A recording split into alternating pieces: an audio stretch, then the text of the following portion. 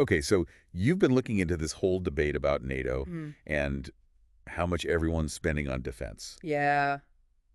It's kind of a complicated one, right? There's lots of different things to think about. Yeah, there are. So we're going to take a deep dive into it today. Okay. We're going to start with just like the basics of NATO.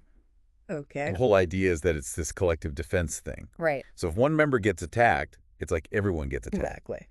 And so to kind of keep that promise strong, there's this guideline Uh-huh. that each country should be spending about 2% of their GDP on defense. 2%. Yeah. But lately, we've been hearing a lot about maybe bumping that number up, We have.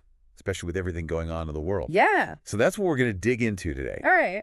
What's really interesting to me is that it's not just about like numbers and budgets. Yeah. This is like tied up with like the whole state of global security. Oh, for sure. And, even like seasoned leaders like Mark Rutte, Yeah. they're finding ways to make this kind of like a funny topic. Right? Did you see what he said to the European Parliament? I did. He was like, if you guys don't want to spend more on defense, then like learn Russian or move to New Zealand. It was pretty funny. It was. Yeah. But it's like underneath that joke, Yeah. there's a real worry. Absolutely. Like, is Europe really ready to deal with Russia being so aggressive these days? Right. Or are they going to just be complacent and then end up in a really dangerous situation later? Mm. I think Russia invading Ukraine back in 2022, Yeah. that was like a huge wake-up call for a lot of people. Definitely. Even Rutte himself said that if spending doesn't go up, things are going to get really bad in just a few years. Yeah, he said like 4 or 5 years. Scary. It is. And they're talking about a pretty big increase. Oh, yeah. The Financial Times said that they're thinking about going to 2.5% of GDP Okay. and then maybe even hitting 3% by 2030. Wow. That's a big jump from 2%. Yeah, it is. It's kind of wild to think that when Trump was president, he was pushing for way more than that. Yeah. Like he wanted 5%. Yeah, he did. So you can really see that there are a lot of different opinions about this. Definitely. It's not simple at all. No. We have seen more NATO members hitting that 2% goal, though. Yeah. In 2024, there were 24 countries meeting the target. That's up from the last couple of years for sure. It is. Yeah.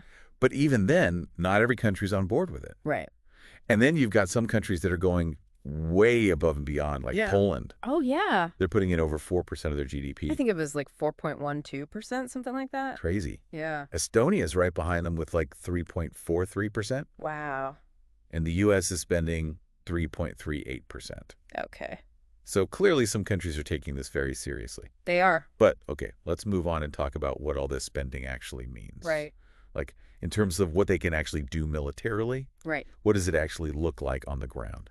So when you're talking about a country being powerful militarily, it really boils down to resources. Okay. Like, do they have advanced weapons? Are Right. they good at defending against cyber attacks? Yeah. Can they get their troops where they need to be quickly? Right. All that stuff. So these numbers we're talking about, Yeah. they represent like troops and equipment, Absolute. technology research, Right. all of it. Yeah, the whole package. So basically, if a country spends more on defense, Mm-hmm. Mm-hmm. it means they can be more assertive internationally. Yeah. They can prevent other countries from messing with them. Exactly. And if they do need to fight, they can do it better. Right. Okay, so how does that spending compare to what Russia's doing?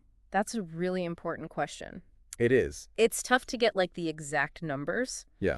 But we know that all the NATO countries combined, Yeah. they spend way more on defense than Russia does. Wow. And NATO's also ahead in a lot of technology. Okay. So these discussions they're having are really important strategically. They are.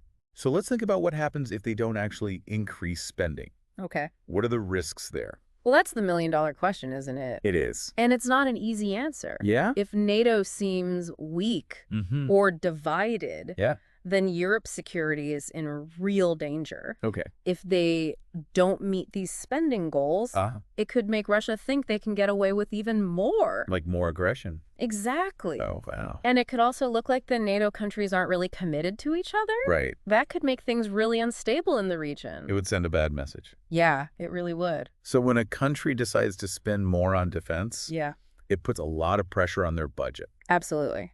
What are some of the tough choices governments have to make? Oh, there are tons. I bet there are some real economic and political challenges. Yeah, for sure.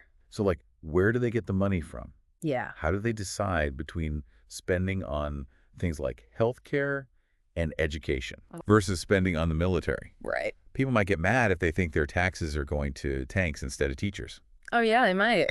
And each country's got its own economic situation and its own political landscape. Exactly. So trying to balance all of that, Right. it's like a giant, complicated puzzle. It really is. So you've got this urgent need to spend more. Yeah.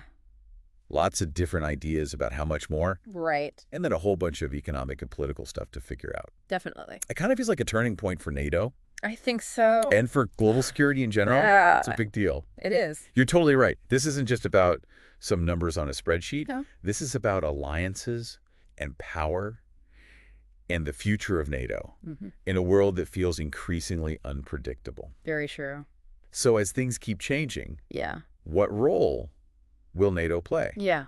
And how will the money they have affect what they can do? Good question. That's something for all of us to keep thinking about as we learn more about this really important issue. I think so, too. It's a complex one, that's for sure. It is. Thanks for breaking it down with us. Anytime. This has been a fascinating deep dive. Yeah, it has.